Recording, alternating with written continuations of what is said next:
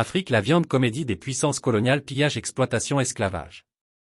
Afrique, Moyen-Orient, pillage et exploitation mondiale par les puissances coloniales. Démêler les machinations du pouvoir, un examen critique de l'exploitation mondiale. Dans le théâtre grandiose de l'histoire humaine, un motif récurrent se dessine, le récit du pouvoir, de l'exploitation et de la lutte pour la libération.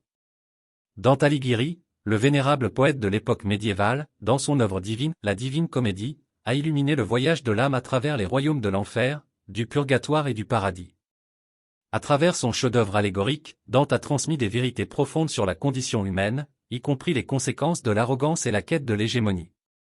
Notre scénario contemporain se déroule sur fond d'Afrique, un continent marqué par les cicatrices du colonialisme et de l'exploitation. L'arrogance, l'orgueil des puissants, a conduit au mépris de l'Afrique et de ses habitants. Pendant des siècles, les puissances occidentales, intoxiquées par leur sentiment de supériorité, ont imposé leur volonté aux terres et aux peuples d'Afrique, laissant derrière elles un héritage de subjugation et de souffrance. Même lorsque les braises de la domination coloniale se sont estompées, les échos de l'oppression ont persisté jusqu'à la seconde moitié du XXe siècle. Ayant habité au sein du continent africain moi-même, j'ai été témoin des vestiges persistants du colonialisme, se manifestant dans les attitudes et les actions des anciens maîtres coloniaux.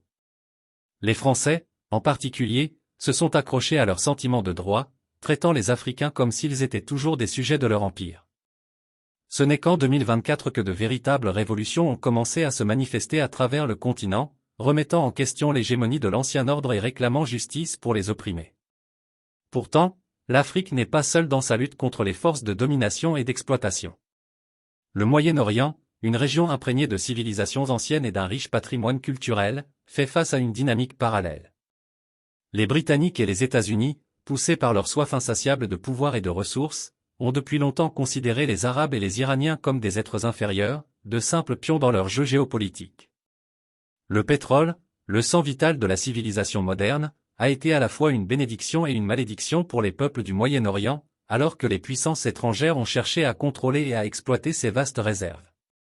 Des entités comme Aramco, le géant pétrolier saoudien, restent partiellement sous la propriété des États-Unis, servant de rappel brutal de l'héritage persistant de l'impérialisme.